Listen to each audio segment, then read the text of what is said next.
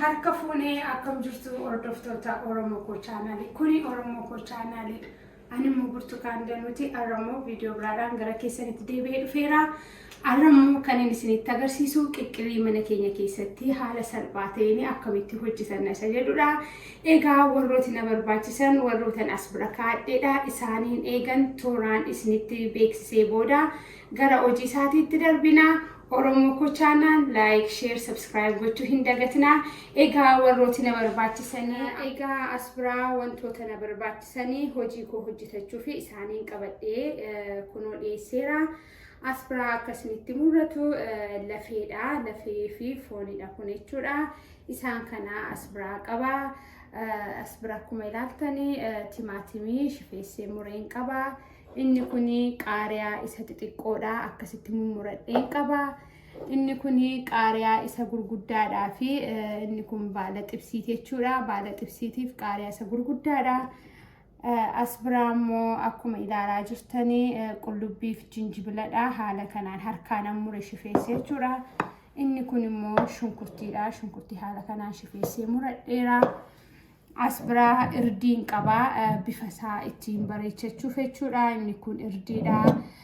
Inni kun zayitiidha. Inni kun immoo soogiddadha. Kuni qoqqocaadha. Qoqqocaa maankiyaa shaayii kana tokko yookaan lama ittiin naqadha jechuudha. Akka isin gubu yoo barbaaddan jechuudha. Warroota kanaanii qiqqilii koo hojjetachuufan jedha. As biraa immoo akkuma isinitti mul'atu dhadhaa qaba. Dhadhaa dhumarratti ittiin mi'eeffachuuf dhumarratti kan itti godhatanidha. Warroota kanaaniin hojii koo hojjetadha. Garuma hojii isaatiitti darbina. Kanuma faana jira.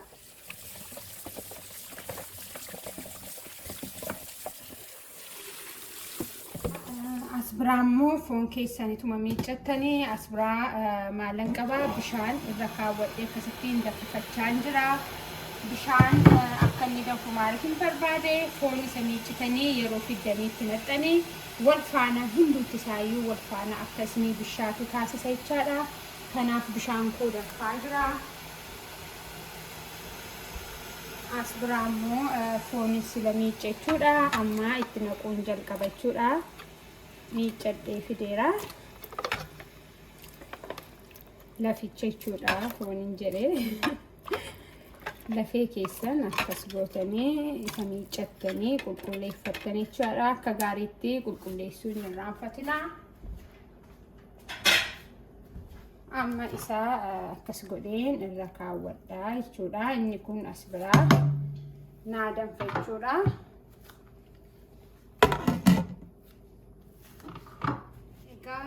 Bukkeetti immoo inni sun isinii bishaataa. Bukkeetti distii biraa irra kaawwattanii as bukkeetti maaliin godhachuudha. Shunkurtaa koo isan sila isinitti agarsiise asittan godhadha jechuudha. Amma hojii koo jalqabeera. Hundiyyuu mana manatti akkaataa adda ta'een hojjechuu danda'a. Karaa qiqqiliin karaa baay'eedhaan hojjetama. Ani arraa isa mana kootii jaalladhee yeroo hundumaa gargaaramuu qabadhee gara keessanitti dhufee shunkurtiin xiqqoo eega bishaatee gara keessanitti deebi'ee dhufa. Amma faana jira.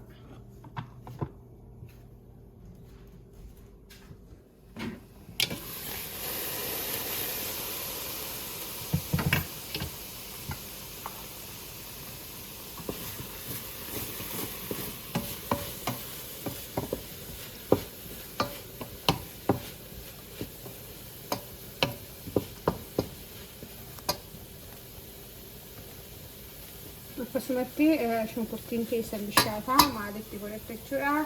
Timaatimii keessanii isa muramee qopheeffattanii jechuudha. timaatimii fi shunkurtiin immoo walii wajjiniin eega xiqqoo bishaatee deebiin gara keessanitti dhufa. Anuma faana tura.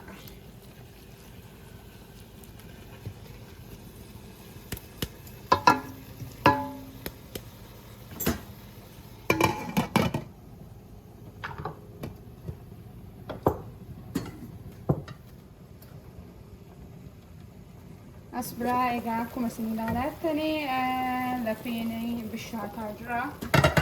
Isattis tuttuquun irraanfatinaa ilaaluu gaafa bishaachaa manneen akka gaariitti bishaachuu qaba waanta ta'eef yeroo dheeraa isin jalaa fudhachuu danda'a. Inni kun bishaachuudhaaf akkuma isinitti mul'atu amma bishaataa jira kun. Kanaaf ittuma fufnee isa kana akkasumatti sirriitti uffata.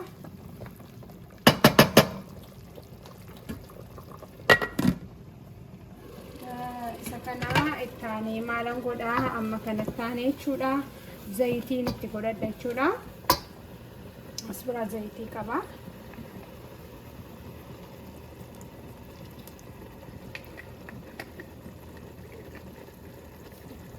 Zayitii ammuma fedha keessanii itti godhattu baay'ee isin baay'isu ammuma baay'inaa hojjettaniif jechuudha.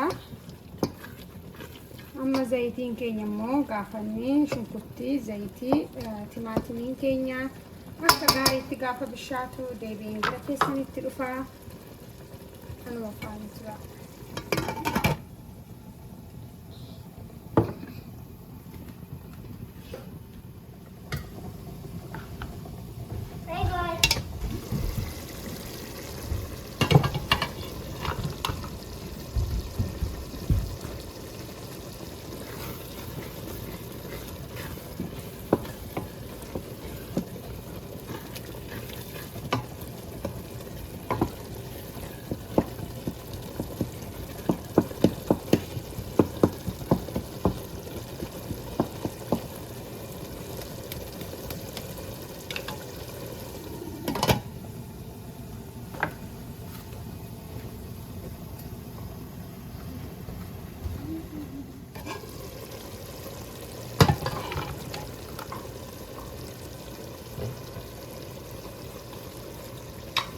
Kan taasise maalan itti godhadha hirdii maankiyaa shaayii tokko.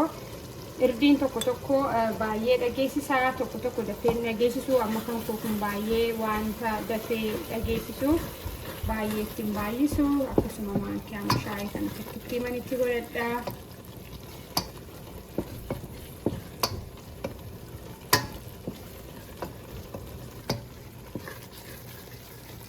Asbiraa kanammoo akka kana gochaa walakkaasaa jinjibila koof qullubbii walakkaasaa jechuudha. Walakkaa dhumarrattan immoo itti godhadha.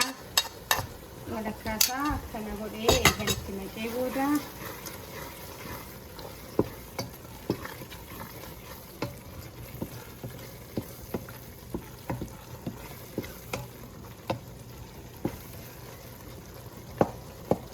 akkasin godhadha.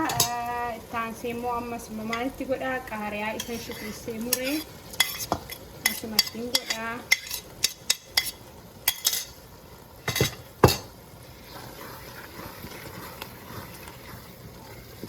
Dhugaamatti baay'ee mi'aawee isinii nyaatama.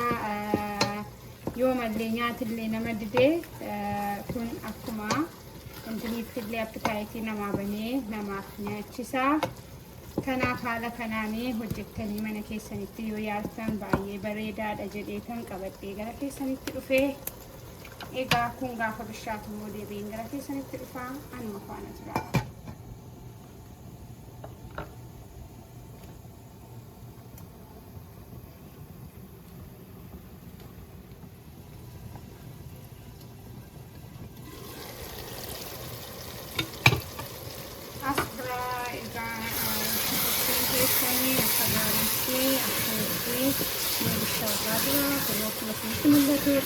Baay'ee urgaa'a baay'ee poolisaa sitti mun danda'u amma kanatti taantanii soogidda keessanillee as bukkeetti amma barbaadan jechaadha. Soogidda keessanitti godhattu.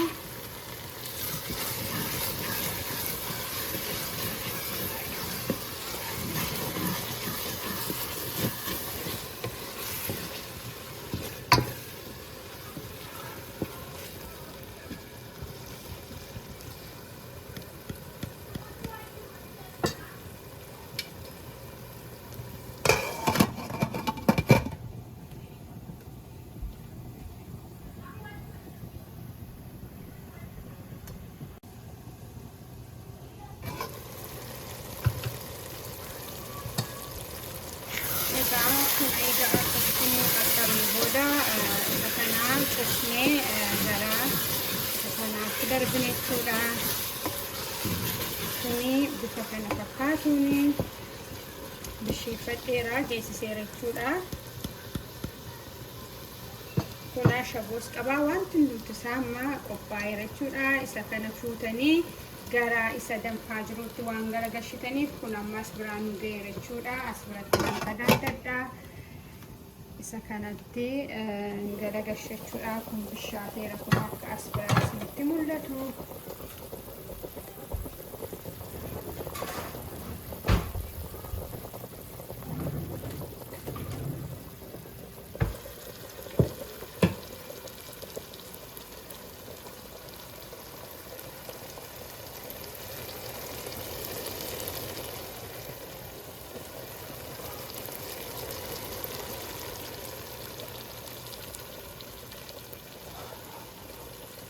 Kanatti eegandaan fadhii booda maalan godhachuudha. As biraa qabee gara kanatti gara gashachuudha. Bishaan isa danfaa jirutti jechuudha.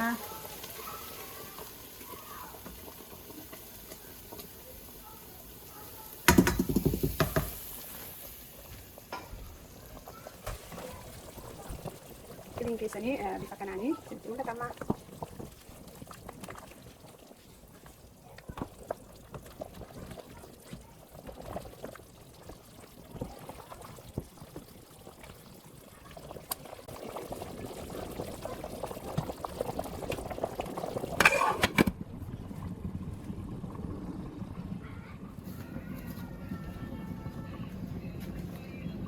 Egaa amma kun as biraa qiqqiliin keenya akka gaariitti danfaa jira.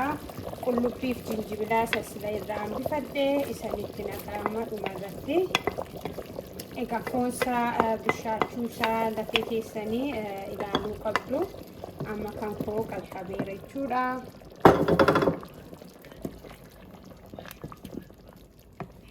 Akkasitti mul'atu kun haala kanaanii. Qiqqiliin keenya qaqqabeera jechuudha.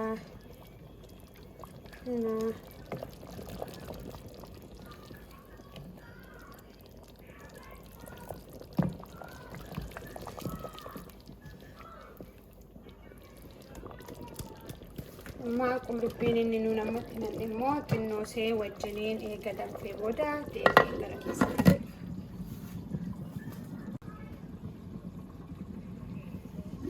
As biraa egaa amma dhumarratti gara dhumaa jirra. Maaltu nu hafa qoqqocaa koo akkan sirasniin jedhee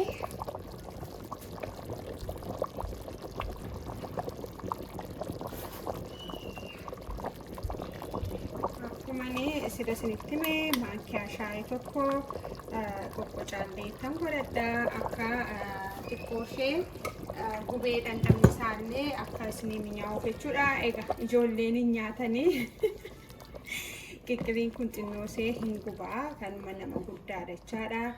Ittaanee maalan itti godhadhaa as biraa dhadhaan sirra isinitti agarsiisee ammuma fedha keessanii dhadhaa keessanis akkas gootanii itti godhattu.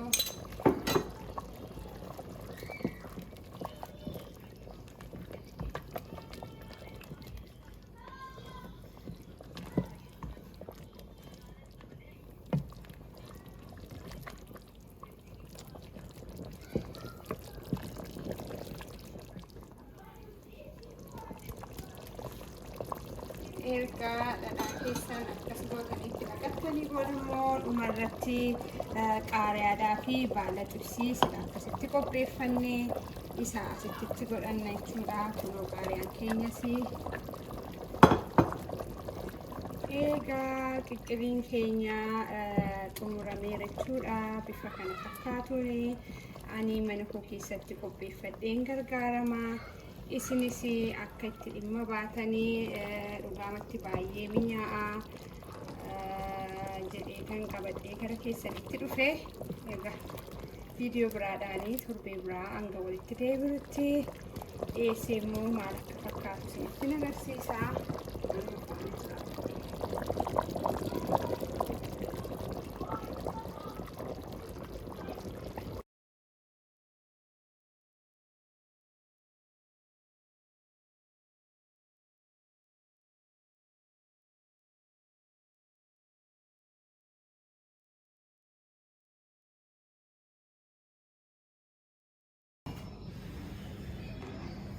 Egaa Oromoo koo chaanaaliin qiqqilii bareedaa kana fakkaatu isinii arraaf qabadhee dhiyaadheera.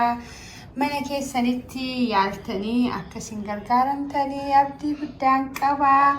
Baay'een isin jaalladha. Oromoo koo bakka jirtan hundatti nagaan isiniif haa baay'atu. Bye bye.